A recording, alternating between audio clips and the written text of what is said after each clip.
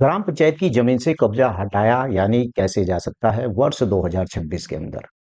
क्या कानून और एसडीएम के ऑर्डर की प्रक्रिया किस तरीके से चलती है, आइए आज इस वीडियो में मैं आपको विस्तार से बताता हूं। क्या आपके गांव में भी किसी ने पंचायत की सरकारी जमीन पर या फिर तालाब पर या फिर रास्ते पर अवैध कब्जा कर रखा है और आप बार बार शिकायत करके बिल्कुल थक चुके हैं। दोस्तों, वर्ष 2026 में सरकार ने भू राजस्व नियमों में बड़े बदलाव किए हैं। अब महीनों का इंतजार नहीं बल्कि एसडीएम के एक आदेश पर 24 घंटे के अंदर अंदर बुलडोजर यानी उस अवैध निर्माण पर बिल्कुल चल सकता है।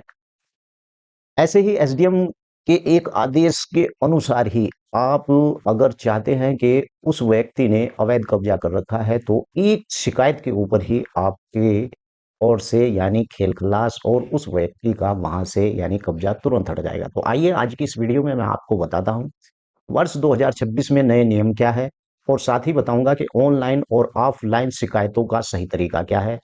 और तीसरी बात बताऊंगा कि वो गुप्त तरीके जिसमें एसडीएम तुरंत एक्शन लेने पर मजबूर हो जाता है। तो सबसे पहले आप इस वीडियो को चैनल को लाइक कर ले, चैनल और वीडियो को लाइक और सब्सक्राइब कर ले और हाँ, बेल आइकन की घंटी को दबाना बिल्कुल ना भूले क्योंकि ऐसे ही टॉपिक के ऊपर मैं इस यूट्यूब चैनल के ऊपर वीडियो डालता रहता हूँ। अवैध कब्जा और कानून की स्थिति क्या है, सबसे पहले ये समझाना आपको बहुत जरूरी है। ग्राम पंचायत की जमीन जैसे चरागाह, खेल का मैदान हुआ या फिर शमशान या पोखर पर कोई भी निजी निर्माण यानी गैर कानूनी है और इस भूमि को बोला जाता है कि ये भूमि सार्वजनिक उपयोग की भूमि होती है। पुराना बनाम कानून यानी कि पुराने कानून के अंतर्गत और नए कानून के अंतर्गत। अब पहले जो कानून था, सबसे पहले मैं आपको यहाँ पर बता दूं, उत्तर प्रदेश राजस्व यानी जमींदारी एवं उन्मूलन भूमि व्यवस्था अधिनियम 1950 और 53 ये लागू हुआ था। 50 में लागू हुआ था, 53 में लागू हुआ था, 50 में ये बना था।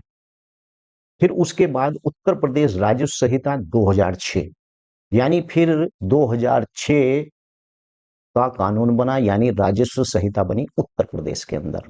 तो ये पहले जो बेदखली के केस थे यानी अगर कोई व्यक्ति जमीन पर कब्जा कर लेता था तो केस लंबे चलते थे। अब डिजिटल और लैंड रिकॉर्ड्स और धारा 67 यानी उत्तर प्रदेश के संदर्भ में ये एक संबंधित राज्यों में नई संहिता के तहत अगर जमीन सरकारी रिकॉर्ड में है और जमीन सार्वजनिक दर्ज है यानी सार्वजनिक उपयोग के लिए दर्ज है तो कब्जेदार को नोटिस देने की प्रक्रिया को बहुत छोटा कर दिया गया है। पहले क्या होता था, 30 दिन का कारण बताओ नोटिस दिया जाता था, लेकिन अब डिजिटल तरीके से अब इसमें दिनों की संख्या भी कम कर दी है। 15 दिन का नोटिस दिया जाता है केवल। वर्ष 2026 की अपडेट मैं आपको बता दूं कि एक सैटेलाइट मैपिंग ड्रोन सर्वे आपने देखा है कि आपके गांव में जब ड्रोन सर्वे हुआ होगा तो आपको बड़ा आश्चर्यचकित हुआ होगा, यार गांव का भी ड्रोन सर्वे हुआ। उसके साथ साथ दो काम हुए थे। मैं बता दूं दो काम कैसे हुए थे। जिन लोगों ने ग्राम पंचायत की भूमि पर कब्जा कर रखा था और वो भूमि सार्वजनिक उपयोग की थी तो उन लोगों को प्रमाण पत्र नहीं दिया गया था, लेकिन जो ड्रोन उड़ रहा था उस ड्रोन ने सारी मैपिंग कर ली थी और मैपिंग करने के बाद तहसीलदार को, राजस्व अधिकारियों को ये पता चल गया था कि प्रत्येक गांव में किस किस भूमि पर किस किस व्यक्ति ने अतिक्रमण कर रखा है और खुद अवैध कब्जे की पहचान यानी वो मैपिंग से कर लेते हैं। अब जा शिकायत करने की आवश्यकता नहीं, वो खुद मैपिंग से देख लेते। सिर्फ आपको एक एप्लीकेशन देना पड़ेगा और वो खुद ही वहीं बैठे बैठे उसे मैपिंग के आधार पर देख लेते हैं। यानी कि कदम दर कदम प्रक्रिया क्या होती है अगर आपको अवैध कब्जा हटाना है। सबसे पहले तो आपको साक्ष्य जुटाने पड़ेंगे। ऐसे ही नहीं भाई तुम जाओगे और किसी की भी जमीन पर दावा करके भाई ये जमीन तो सरकारी है, ऐसे नहीं। सबसे पहले आपके पास साक्ष्य होने चाहिए और वो साक्ष्य क्या होने चाहिए, जमीन का खसरा खतौनी आपको जरूर निकलवानी चाहिए जिस भूमि की आप शिकायत कर रहे हैं। इसे आप भूले पोर्टल पर या ऑनलाइन निकलवा सकते हैं या अपनी कचहरी से जाकर निकलवा सकते हैं और कब्जे वाली जगह की फोटो का वीडियो भी बना सकते हैं।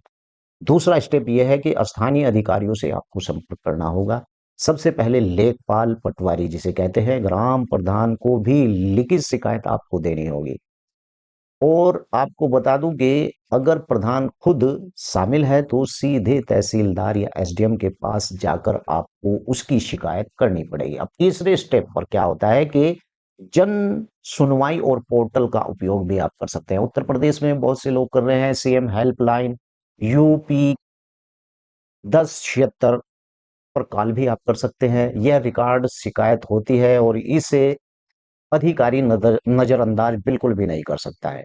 एसडीएम और ऑर्डर 24 घंटे की कार्रवाई, चलिए मैं इसके ऊपर भी आपको बता देता हूँ। इस प्रकार से आपको कोई भी यूट्यूबर नहीं बताएगा जिस प्रकार से मैं आपको बता रहा हूँ। जब मामला सार्वजनिक उपयोग की जमीन का हो, जैसे रास्ता या नाली का होता है, तो एसडीएम के पास यानी एंटी भू माफिया टास्क फोर्स का आदेश देने की पूरी शक्ति होती है।